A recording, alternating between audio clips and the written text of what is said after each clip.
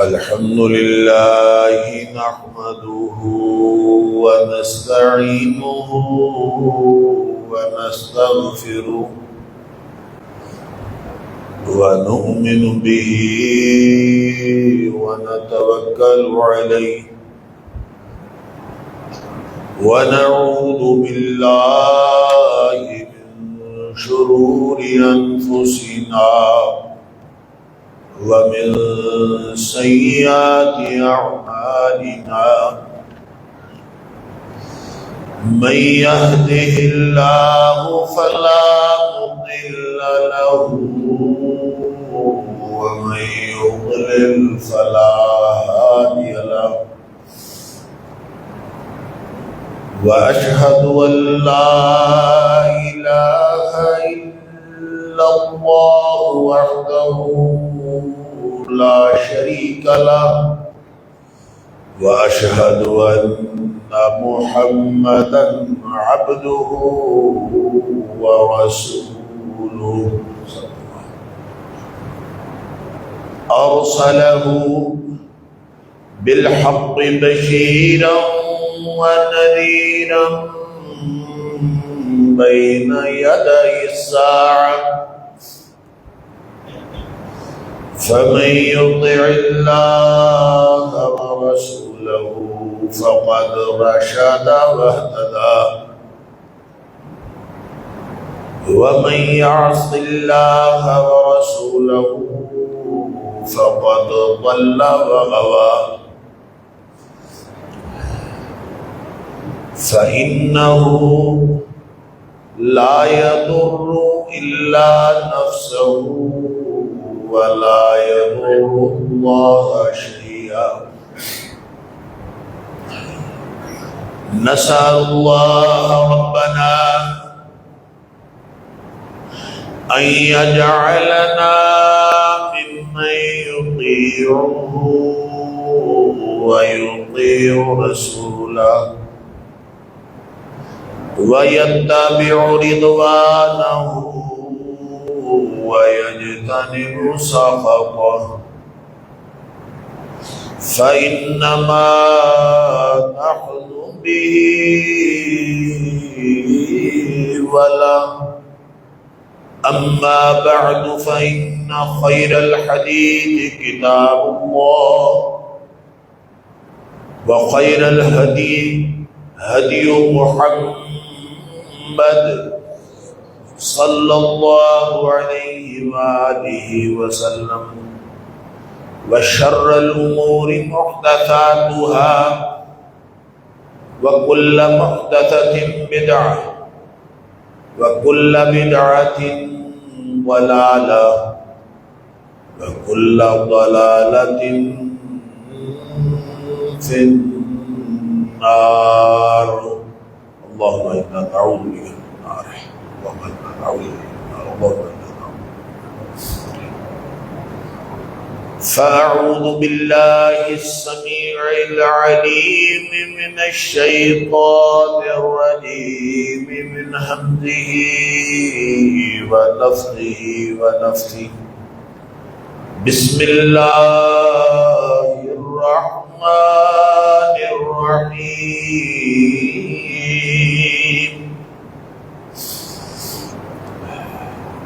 يا أيها الذين آمنوا إذا نودي للصلاة من يوم الجمعة فاسعوا إلى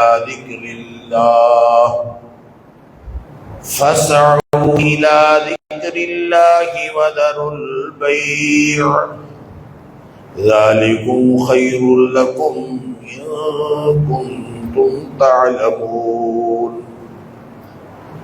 فإذا قضيت الصلاة فانتشروا في الأرض وابتغوا من فضل الله واذكروا الله كثيرا لعلكم تفلحون اے ایمان والو، اے ایمان کا دعویٰ کرنے والو، جب تمہیں بلایا جائے نماز کے لیے جمعے والے دن بس جلدی کرو اللہ کی یاد کی طرف دوڑو، وذروا البیع، اور اپنا اپنا کام، اپنی تجارت، اپنا کاروبار سب چھوڑ دو. ذالکم خیر لکم، یہ تمہارے لیے بہتر ہے. ان کنتم تعلمون، اگر تمہیں علم ہو اس بات کا.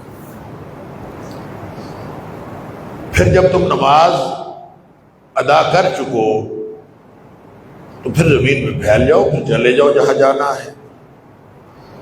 وابتغوا من فضل اللہ، اور پھر اللہ کا فضل تلاش کرو، حلال رزق تلاش کرو، لیکن ہر دم اللہ کو یاد رکھنا ہے. واذکروا اللہ کثیرا لعلکم تفلحون. اپنے معاملات زندگی نپٹاتے ہوئے اور کاروبار زندگی کرتے ہوئے، تنہائی ہو یا مجلس ہو، کسی بھی جگہ اپنے اللہ کو بھولنا نہیں ہے، اللہ کو یاد رکھنا ہے تاکہ تم کامیاب ہو. جمعے والے دن کے حوالے سے خاص طور پر اور مسجد کو آنے کے حوالے سے بالعموم چند باتیں گزشتہ جمعے میں عرض کی تھی.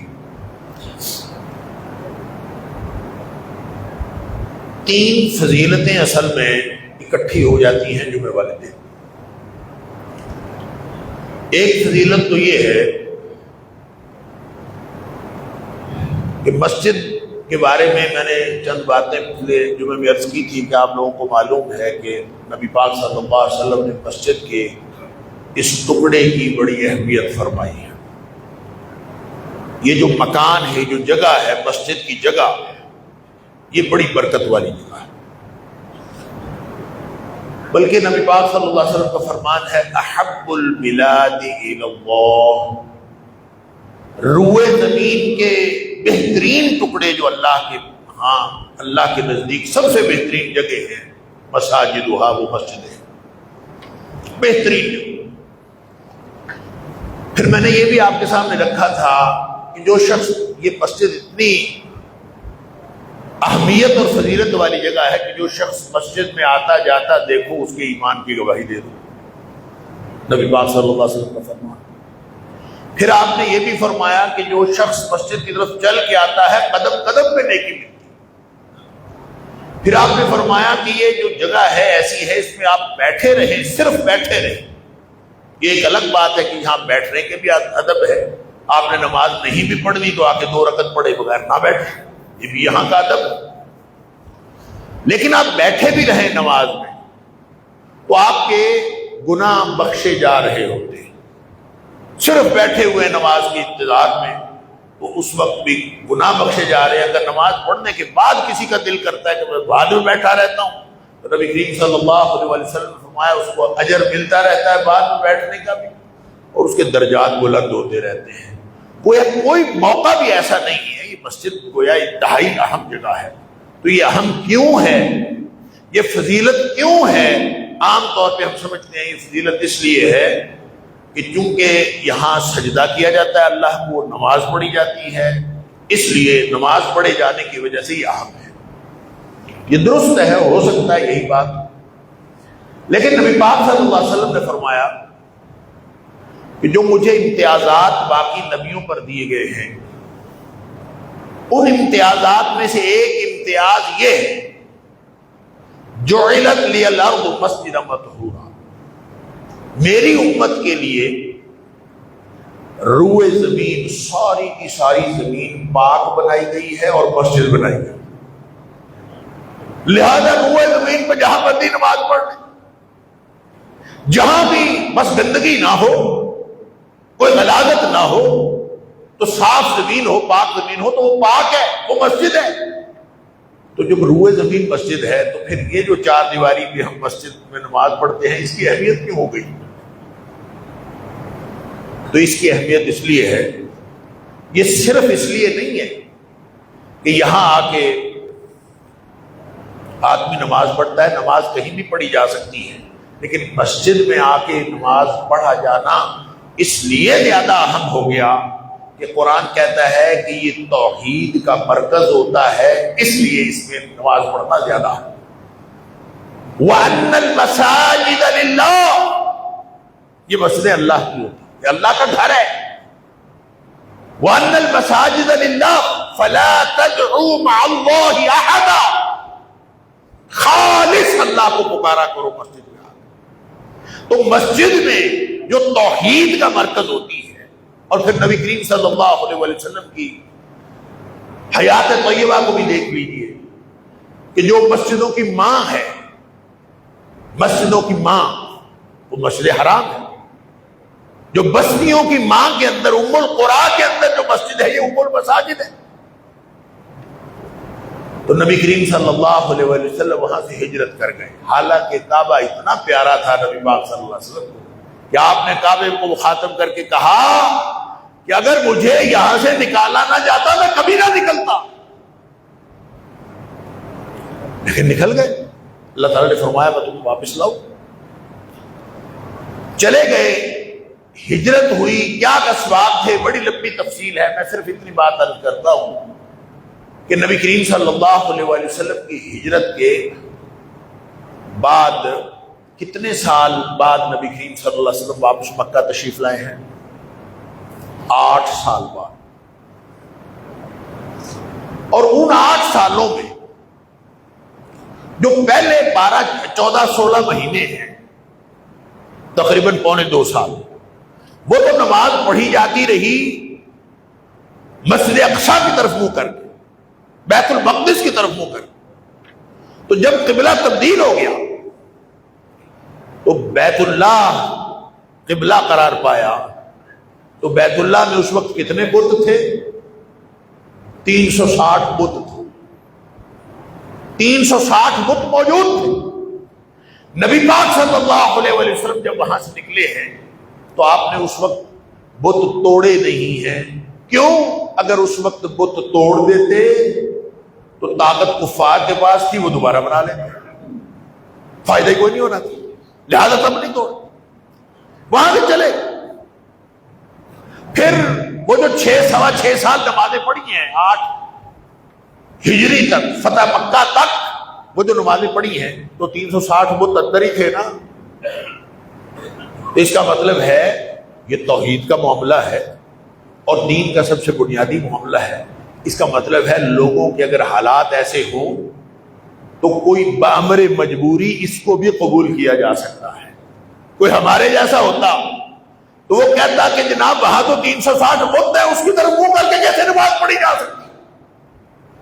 لیکن پھر بھی نمازیں پڑھی، اور وہ ساری کی ساری نمازیں ویلڈ نمازیں تھیں، قبول نمازیں تھیں، صحیح نمازیں تھیں، لیگل، قانونی، شرعی، اس کے اندر کوئی فرق نہیں۔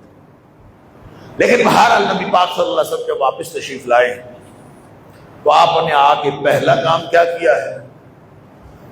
پہلا کام یہ کیا ہے کہ بت توڑے۔ اس کا مطلب یہ ہے کہ نبی کریم صلی اللہ علیہ وسلم جب ہجرت کر گئے ہیں نا یہاں سے، اس میں ایک وجہ یہ تھی کہ آپ کعبے میں بتوں کو دیکھ کر نبی پاک صلی اللہ علیہ وسلم کا دل اڑتا تھا، لیکن آپ اس کو توڑ سکتے نہیں تھے۔ پھر آپ جب یہاں سے تشریف لے گئے، پھر اللہ تعالیٰ نے قوت دی، طاقت دی، پھر طاقت کے ساتھ واپس تشریف لائے، بطور فاتح داخل ہوئے، تو پہلا کام یہ کیا کہ اللہ کے گھر کو، مسجدوں کی ماں کو شرک کے کسی بھی آثار سے پاک کیا، اور فرمایا وَجَاءَ الْحَقُّ وَزَهَقَ الْبَاطِلُ، کہ حق آ گیا ہے اور باطل دفع ہو گیا ہے، اور ان الباطل کان زہوقا، باطل نے جانا ہی تھا، بس وقت اللہ نے یہ لکھا تھا اور اب گیا ہے۔ لہذا تب سے لے کر آج تک جب نبی پاک صلی اللہ علیہ وسلم نے ایک دفعہ بت توڑ دیے تو آج تک کعبہ بتوں سے پاک ہے۔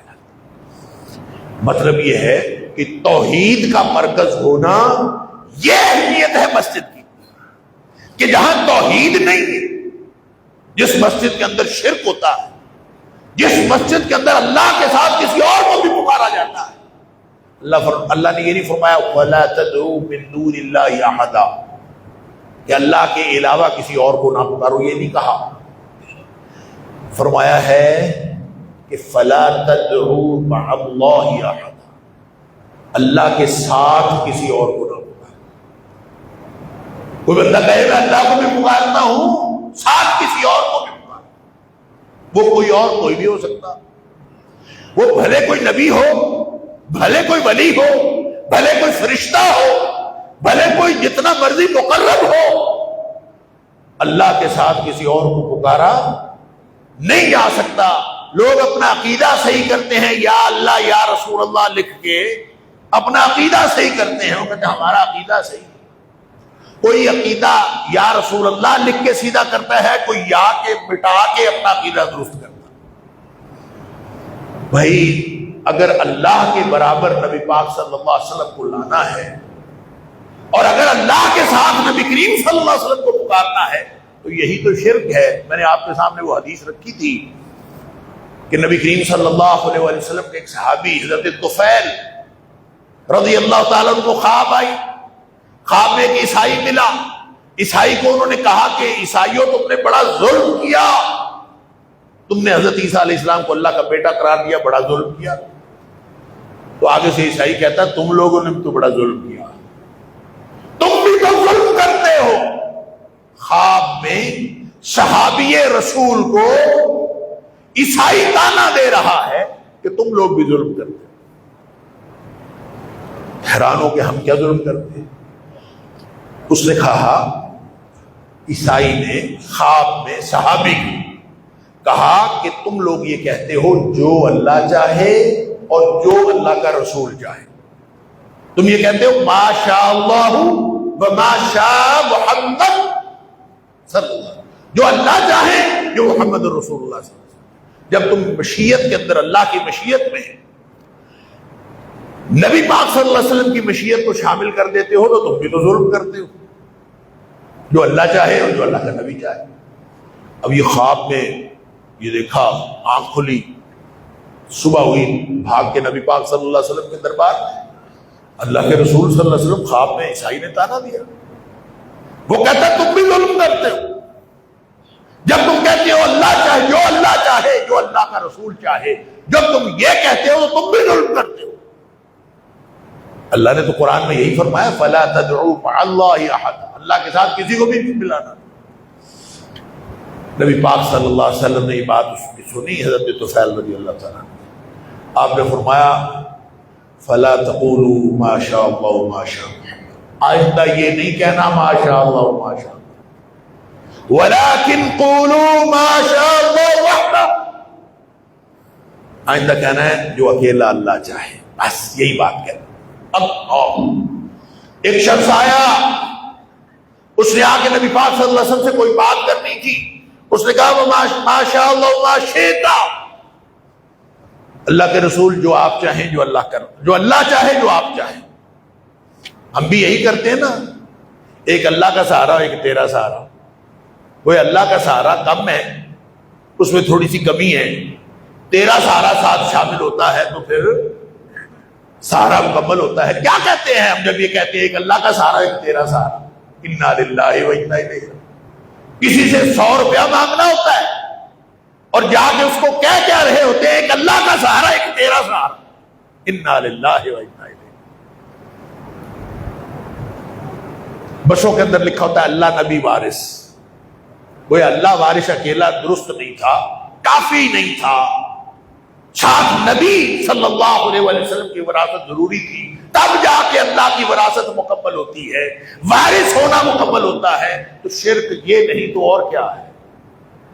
اللہ کی صفات میں کمی سمجھنا بھی شرک ہے، اور مخلوق میں اللہ والی صفات سمجھنا بھی شرک ہے۔ تو بہرحال کہنے کی بات، نبی پاک صلی اللہ علیہ وسلم نے اس شخص سے کہا اجعلتنی للہ ندا، تو مجھے اللہ کا شریک بنا رہا ہے؟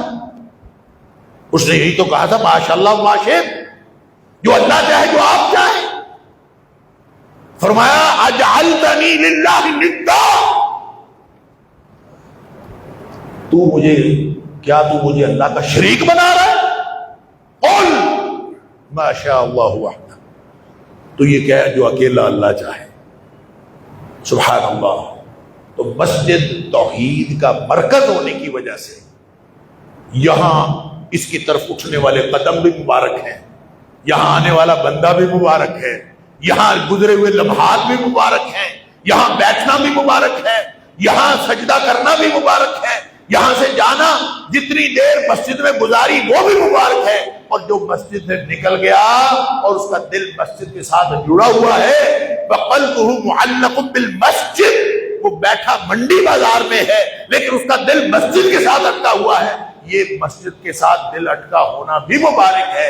میں نے عرض کیا تھا گزشتہ جمعے کے نبی کریم صلی اللہ علیہ وسلم نے فرمایا جن 7 قسم کے لوگوں کو اللہ کے عرش کا سایہ نصیب ہوگا قیامت والے دن، ان میں سے وہ شخص بھی ہوگا کہ وَقَلْبُهُ مُعَلَّقٌ بِالْمَسْجِدِ، جس کا دل مسجد کے ساتھ جڑا ہوا۔ ایک فضیلت یہ اکٹھی ہوتی جمعے والے دن۔ دوسری فضیلت یہ اکٹھی ہوتی ہے کہ یہاں پہ توحید کا پیغام جمعے والے دن پہ پہنچایا جاتا ہے، خطبہ ہوتا ہے، اور خطبہ نبی پاک صلی اللہ علیہ وسلم ہر خطبہ الحمدللہ سے یا ان الحمدللہ سے شروع ہوتا تھا، ہر خطبہ گویا کہ اللہ کی توحید کا پیغام، اور اللہ کی توحید کا پیغام سنانا اتنا اہم ہوا کہ اس دن کے لیے 2 رکعتیں ظہر کی معاف بھی ہو گئی اس خطبے کے لیے، کیونکہ اس میں بعد نصیحت ہے، اس میں اللہ کی توحید کا بیان ہے، اس میں جنت دوزخ کا بیان ہے، اس میں شریعت اسلامیہ کی تذکیر ہے، اور اس میں انسان کی زندگی کے لیے ایک لیسن ہے۔ لہذا فرمایا جو خطبہ سنے گا، اس خطبے کی اہمیت یہ ہے کہ 2 رکعتیں کم ہو گئی۔ اب لیکن خطبے کو خطبے کی طرح لینا یہ خاص بات ہے۔ اور پھر تیسری فضیلت جمع ہو گئی کہ یہ جمعے کا دن جو ہے، سبحان اللہ، نبی پاک صلی اللہ علیہ وسلم فرماتے ہیں ان افضل یوم طلعت علیہ الشمس، جن دنوں پر سورج طلوع ہوتا ہے ان تمام دنوں میں سے سب سے افضل دن جمعے کا دن ہے۔ یعنی سورج طلوع کب سے شروع ہوا؟ جب سے کائنات بنی ہے سورج طلوع ہوگا اور قیامت تک طلوع ہوتا رہے گا۔ فرمایا جتنا بہترین دن اور جتنا افضل دن، اور دوسری حدیث میں فرمایا ان یوم الجمعہ سید الایام، جمعہ کا دن جو ہے سارے دنوں کا سردار دن ہے۔ ایک حدیث میں فرمایا مومنوں کے لیے جمعے کا دن ایسے ہے جیسے عید کا دن۔ اللہ اکبر۔ اور ایک حدیث میں فرمایا خیر الایام، سارے دنوں میں سے بہترین دن، خیر الایام، افضل الایام اور سید الایام۔ اور پھر ایک بات آپ نے یہ فرمائی سبحان اللہ، اور یہ حدیث صحیح ہے اور 3-4 حدیث کی کتابوں کے اندر موجود ہے، مسلم میں بھی، نسائی میں بھی، ابن ماجہ میں بھی، کہ نبی پاک صلی اللہ علیہ وسلم فرمایا وَأَعْظَمُهُمَا مِنْ يَوْمِ الْأَضْحَىٰ وَيَوْمِ الْفِطْرِ، اس جمعے کا دن جو ہے یہ عید الاضحیٰ اور عید الفطر کے دن سے بھی زیادہ بہتر دن ہے۔ اللہ اکبر۔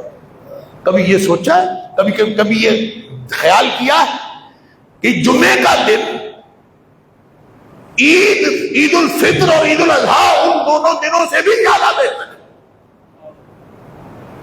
اللہ اکبر۔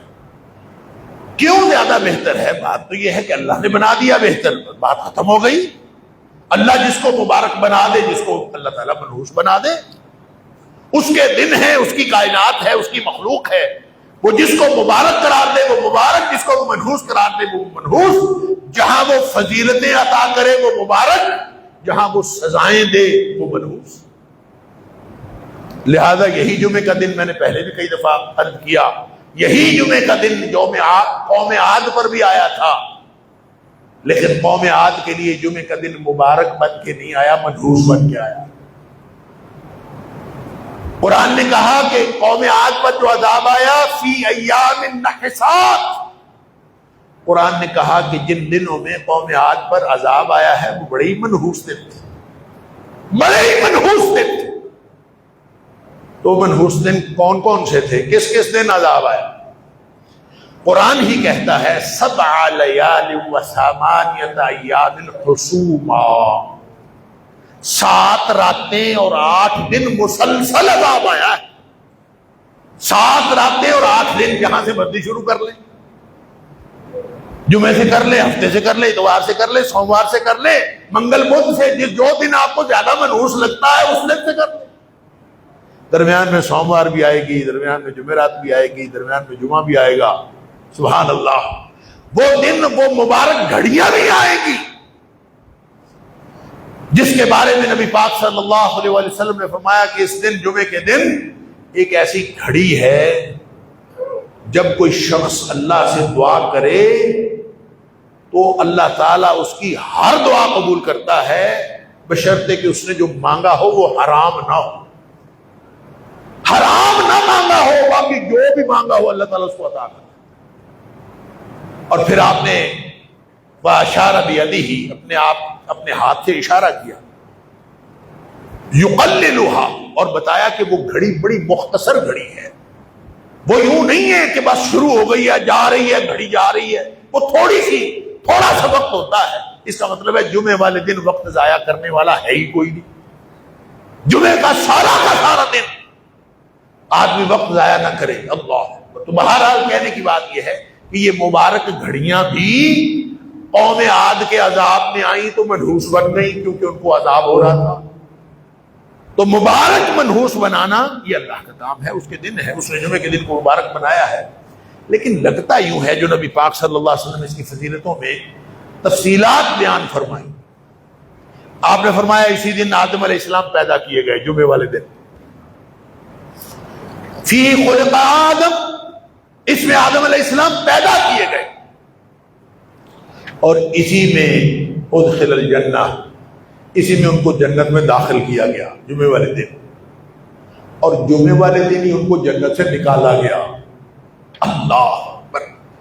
اور ایک دوسری حدیث میں آیا کہ احبط اللہ فیہ، اللہ تعالیٰ نے اسی دن آدم علیہ السلام کو اتارا، حبوط ہوا، زمین پہ اتارا، الی الارض، اللہ تعالیٰ نے زمین پہ جو آدم علیہ السلام کو اتارا تو وہ بھی اسی دن اتارا۔ 3 باتیں تو یہ ہو گئی۔ ایک حدیث کے اندر آتا ہے، میں 3 گنتی اس لیے گن رہا ہوں کہ ایک حدیث کے اندر آتا ہے کہ نبی پاک صلی اللہ علیہ وسلم نے فرمایا کہ جمعے کے دن کی فضیلت اس لیے ہے کہ اس میں 5 باتیں ہیں، اس میں آپ نے 5 باتیں فرمائی، اس میں آپ نے اس کے علاوہ بات، حالانکہ ایک اور بات بھی ایسی ہے جو جمعے میں ہوتی ہے جو اس حدیث میں نہیں، اس میں آپ نے 5 باتیں، 3 تو یہی فرمائی کہ اسی میں آدم علیہ السلام کو پیدا کیا گیا، اسی میں جنت میں داخل کیا گیا، اسی میں جنت سے نکال کر زمین پر بھیج دیا گیا۔ 3 باتیں تو یہ۔ چوتھی بات یہ ہے کہ اس دن ایک ایسی گھڑی ہے کہ اس وقت جو کوئی بھی اللہ سے جو بھی دعا کرے، بشرطے کہ وہ حرام نہ مانگ رہا، وہ جو بھی مانگے اللہ تعالیٰ اس کو عطا کر رہا۔ اور 5ویں بات بھلا کیا ہے اس حدیث میں؟ اللہ، اور یہ دوسری کسی حدیث میں نہیں میں نے دیکھی۔ فرمایا 5ویں بات یہ ہے، ما من ملک مقرب، جتنے بھی فرشتے ہیں اللہ کے مقرب فرشتے، وہ جو اللہ کے عرش کے ارد گرد فرشتے ہیں، ملائے اعلیٰ، ملائے مقربین، اللہ کے عرش کے قریب والے فرشتے، ما من ملک مقرب ولا سماء ولا ارض ولا ریاح ولا جبال ولا بحر۔ اللہ، نبی کریم صلی اللہ علیہ وسلم فرمایا جتنے بھی مقرب فرشتے ہیں، سارے کے سارے فرشتے، جتنے آسمان میں فرشتے ہیں وہ سارے کے سارے فرشتے، جتنے زمین میں فرشتے ہیں وہ سارے کے سارے فرشتے، جتنے ہواؤں کے فرشتے ہیں وہ سارے کے سارے فرشتے، جتنے پہاڑوں کے فرشتے ہیں وہ سارے کے سارے فرشتے، اور جتنے سمندروں کے فرشتے ہیں وہ بھی سارے کے سارے۔ الا ان یشفقنا من هذا اليوم، وہ اس دن اللہ کے عذاب سے ڈرتے ہیں، خوف زدہ ہوتے ہیں، یعنی روئے زمین کے سارے فرشتے۔ کتنے اللہ کے فرشتے اللہ کو معلوم ہے، اور یہ کئی دفعہ ہماری بات ہو چکی کہ فرشتوں کی نہ ہم تعداد گن سکتے ہیں، نہ ہمیں پتہ کہاں کہاں۔ شاہ ولی اللہ علیہ الرحمہ کہتے ہیں سمندر میں یا پانی میں، دریا میں جب کوئی مچھیرا جال ڈالتا ہے نا مچھلی پکڑنے کے، تو کس مچھلی نے جال میں جانا ہے اور کس مچھلی نے جال میں نہیں جانا، اس کے ساتھ بھی فرشتہ ہوتا ہے جو اس کو گائیڈ کر رہا ہوتا ہے۔ یعنی ہر چیز کے ساتھ فرشتے ہوتے. اللہ کے کارکنان کتنے. اللہ حدیث میں آتا ہے کہ جیسے بیت اللہ ہے، اس کے اوپر 7ویں آسمان پہ بیت المعمور ہے، جیسے یہاں طواف جاری ہے ویسے وہاں بھی طواف جاری ہے، اور وہاں طواف کرنے والے فرشتے ہیں، یہاں انسان ہیں، اور وہاں ایک وقت میں 70,000 فرشتے 70,000 فرشتے ایک وقت میں طواف کرتے ہیں. اور نبی کریم صلی اللہ علیہ وسلم فرمایا جس فرشتے نے ایک دفعہ طواف کر لیا قیامت تک اس کی دوبارہ باری نہیں آتی. بھائی اس سے اندازہ کر لیں کتنے فرشتے ہو گئے. اللہ سارے کے سارے فرشتے وہ جمعے والے دن ڈر رہے ہوتے ہیں کہیں اللہ کا عذاب نہ آئے. اور وہ دوسری حدیث میں فرمایا کیا ہے وہ ڈر کی وجہ کیا ہے کہ نبی پاک صلی اللہ علیہ وسلم فرمایا فیہ النفخہ ففیہ الصاعقہ،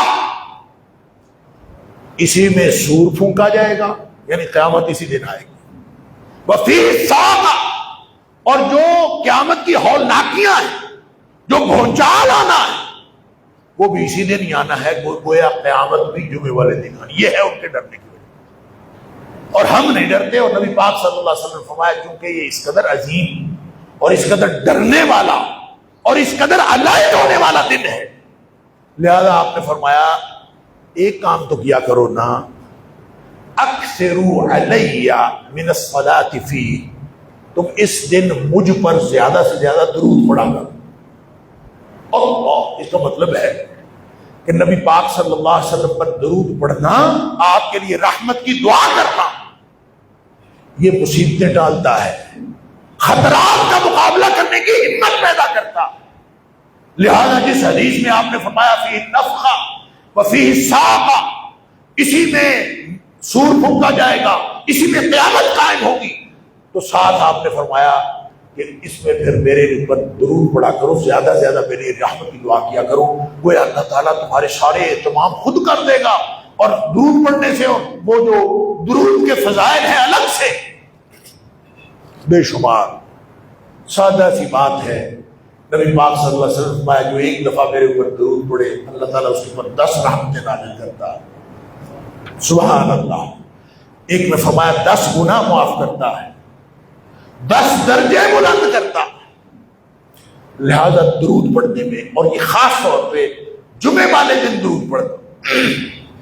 اور ایک حدیث میں آیا نبی پاک صلی اللہ علیہ وسلم فرمایا اکثروا علی فیہ من الصلاۃ لیلۃ الجمعہ و یوم الجمعہ. جمعے اور جمعرات کی جو درمیانی رات ہے وہ رات بھی میرے اوپر درود پڑھا کرو اور جمعے والے دن بھی میرے اوپر درود پڑھا کرو. نتیجہ یہ نکلا کہ جمعے کی جس دن جمعرات کی مغرب ہو اس وقت سے جمعے کی مغرب تک نبی کریم صلی اللہ علیہ وسلم پر درود پڑھنا نہیں بھولنا چاہیے.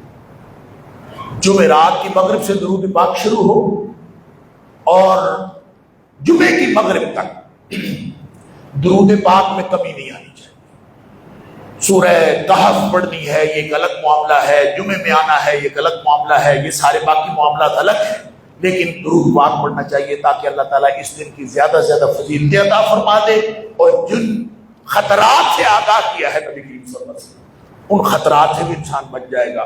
اور جو آخری بات میں عرض کرنا چاہتا ہوں کہ جمعے میں جب مسجد میں آنا ہے تو اس دن آنے کے لیے جو میں نے پچھلے جمعے میں اشارہ کیا تھا خصوصی ثواب اللہ نے 3 فضیلتیں اکٹھی ہو جانے کی وجہ سے فرمایا جو آتا ہے گھر سے نہا دھو کے آتا ہے. اور نہانا دھونا نبی پاک صلی اللہ علیہ وسلم فرمایا غسل یوم الجمعہ، جمعے والے دن غسل کرنا واجب علی کل محتلم، ہر بالغ مرد عورت پر جمعے والے دن غسل کرنا فرض ہے. لہذا غسل کیے بغیر نہیں آنا. غسل کریں، اچھے کپڑے پہنے، بہترین کپڑے، کیونکہ نبی پاک صلی اللہ علیہ وسلم فرمایا کوئی شخص اگر غسل کر کے اور بہترین کپڑے پہن کے بہترین پاکیزگی اختیار کرے کہ اس کو اتنی پاکیزگی کرتا ہے جتنی وہ کر سکتا ہے، مستطاع من طہر، یعنی حدیث کے الفاظ ہیں وَيَتَطَهَّرُ، اور اتنی پاکیزگی اختیار کرتا ہے، نفاست اختیار کرتا ہے، مستطاع من طہر، جتنی پاکیزگی اختیار کرنا اس کے بس میں ہے اتنا کرتا ہے. اور پھر تیل لگاتا ہے، وَيَدَّهْنُ مِن دُهْنِهِ، وہ اپنے سر کے بالوں کو تیل وغیرہ لگاتا ہے. پھر فرمایا وَيَمَسُّ مِن بَيْتِ طِيبِهِ، تو اپنے گھر میں مِن طِيبِ بَيْتِهِ، وہ اپنے گھر میں جتنی اس کو خوشبو میسر ہے وہ خوشبو بھی لگاتا ہے. اور مسجد آتا ہے، مسجد آ کے ثم راح، مسجد میں آتا ہے اور آ کے پتہ کیا کرتا ہے؟ لوگ تو پہلے بیٹھے ہوئے، یہ جو آ کے دو لوگوں کے درمیان میں گھسنا ہے نا، اس کو خصوصی طور پر نبی پاک صلی اللہ علیہ وسلم ثم راح یا ثم یخرج، پھر گھر سے نکلتا ہے، مسجد آتا ہے، فلا یفرق بین اثنتین، دو لوگ بیٹھے ہوئے ہیں ان کے درمیان میں گھسنے کی کوشش نہیں کرتا. اس کا مطلب ہے جو دو لوگوں کے درمیان میں گھسنے کی کوشش کرے اس کا ثواب کم ہو جاتا یا اس کا ثواب ضائع ہو جاتا. اس قدر اہتمام کے ساتھ آنا ہے جو لوگ جہاں بیٹھے ہیں. اس کا مطلب ہے بیٹھے ہوئے نمازیوں کو تنگ نہیں کرنا، ان کا اپنا پروٹوکول ہے. جو پہلے آگے ہیں ان کا اپنا پروٹوکول ہے. جو سب سے پہلی گھڑی میں آیا اس کو اونٹ کی قربانی جتنا ثواب، دوسری گھڑی میں آیا اس کو گائے کی قربانی جتنا ثواب، تیسری گھڑی میں آیا اس کو، میں نے پچھلے جمعے میں بھی عرض کیا تھا، اور پھر مینڈے کی قربانی کا ثواب، پھر مرغی کی قربانی کا ثواب، اور پھر انڈے کی قربانی کا ثواب. یہ خصوصی ثواب ہے جمعے کا. اور جب امام نکلا اور آخر منبر پہ بیٹھا تو فرشتوں نے بند کیا، وَطُوِّيَتِ الصُّحُفُ وَرُفِعَتِ الْأَقْلَامُ، وہ دفتر رجسٹر بند ہو جاتا ہے، پھر وہ کوئی ایکسٹرا ثواب جو جمعے کا وہ نہیں لکھا. لہذا جو پہلے آئے ہوئے ہیں ان کے درمیان میں گھسنا گناہ ہے. پھر نبی پاک صلی اللہ علیہ وسلم نے فرمایا پھر اگر آ کے وہ اس طرح جہاں جگہ ملتی ہے وہاں کھڑا ہو جاتا ہے، ثم صلی ما کتب لہ، جتنی نماز اس کے سے مقدر ہوئی پڑھ لی، کم از کم 2 رکعتیں پڑھنی ہے، زیادہ سے زیادہ 2 کر کے جتنی مرضی پڑھ لے. اگر وہ پڑھ لیتا ہے، اگر وہ ایسے آتا ہے اور پھر جب امام خطبہ شروع کرتا ہے تو سمان سطح، پھر وہ اس قدر خاموش ہو کے بیٹھتا ہے اور بے حس و حرکت ہو کے بیٹھتا ہے، پوری توجہ سے سنتا ہے. یہ خطبہ توحید شروع ہونے لگا ہے اور اپنی پوری توجہ کر کے وہ بیٹھتا ہے. فرمایا اس قدر توجہ ہے کہ من مس الحصا فقد لغا، کسی نے اگر اس دوران کسی کنکری کو پکڑا، ایسے ہی کوئی کنکری نیچے پر پڑی ہوئی تھی اس کو پکڑ دیا، فرمایا اس نے بھی ایک لغو اور فضول کام کیا. اور اگر کسی نے کسی ساتھ والے کو کہا تو چپ کر جاؤ، فرمایا یہ بھی نہیں کہنا فقد لغوتا، تو آپ نے پھر بھی لغو کام کیا. یعنی اتنا جو نمازی کا پروٹوکول اور اتنا خطبے کا پروٹوکول. اور ہمارے ہاں نمازی جو ہیں وہ طرح طرح سے دوسرے نمازیوں کو تنگ کرتے ہیں. یہ جو بعض مساجد کے اندر آپ دیکھتے ہیں کہ امام کے لیے اس میں محراب کے اندر دروازہ رکھا ہوتا ہے کہ خطیب جب آتا ہے تو وہ اس دروازے سے آ جاتا ہے. بعض لوگوں کو یہ لگتا ہے کہ شاید یہ خطیب کا پروٹوکول ہے، خطیب عام دروازے سے نہیں آ سکتا. بھائی جب خطیب عام دروازے سے آتا ہے تو اللہ کے رسول صلی اللہ علیہ وسلم کے اس حکم کی خلاف ورزی ہوتی ہے، کیونکہ نمازی بیٹھے ہوتے ہیں، اس کو لوگوں کے درمیان میں سے گزرنا پڑتا ہے ادھر ادھر کر کے، اور وہ جو درمیان میں گھسنا ہے اس سے منع فرمایا نبی پاک صلی اللہ علیہ وسلم. فلا یفرق بین اثنتین، 2 لوگوں کے درمیان میں سے گھسنا، نمازی جمعے کے لیے بیٹھا ہے اس کے درمیان میں سے گھسنا گناہ ہے. لہذا نبی پاک صلی اللہ علیہ وسلم نے اس لیے منع فرمایا ہے. اور جو محراب میں دروازہ رکھتے ہیں وہ اصل میں اس احتیاط کے پیش نظر رکھتے ہیں کہ جب خطیب بھی آئے تو اس کو 2 لوگوں کے کندھوں کے درمیان میں سے نہ آنا پڑے، وہ ادھر سے آ جائے، اور تاکہ جمعے کی کوئی ڈسٹربینس، جمعے کے پروٹوکول کے اندر کوئی فرق نہ پڑے. یہاں ہم نے دیکھا ہے بعض لوگ پتہ کیا کرتے ہیں، ایک نشست پہ خود بیٹھتے ہیں، ایک نمازی کی جگہ پہ اپنا رومال رکھ دیتے ہیں. یہ رومال کیوں رکھا ہے؟ اچھا پہلے میں تو سمجھتا تھا شاید وہ رومال اس لیے رکھتے ہیں کہ کسی دوسرے نمازی کے لیے جگہ رکھتے ہیں. بعد میں پتہ چلا نہیں وہ اگلی صف میں نماز پڑھنا چاہتے ہیں اور خطبہ پچھلی صف میں بیٹھ کے سننا چاہتے ہیں، لہذا وہ اگلی صف میں رکھ دیتے ہیں اپنا کپڑا تاکہ پچھلی صف میں بیٹھ کے خطبہ سن لیں اور اگلی صف میں جا کے نماز پڑھ لیں۔ بندے ایک نے نماز پڑھنی ہے اور جگہ دو نمازیوں کی قبضہ کی ہوئی ہے، بڑا ثواب ہوتا ہوگا نا اللہ کے، بڑا ثواب والا کام ہے نا کہ ایک بندہ دو لوگوں کی جگہ قبضہ کر کے بیٹھا ہو۔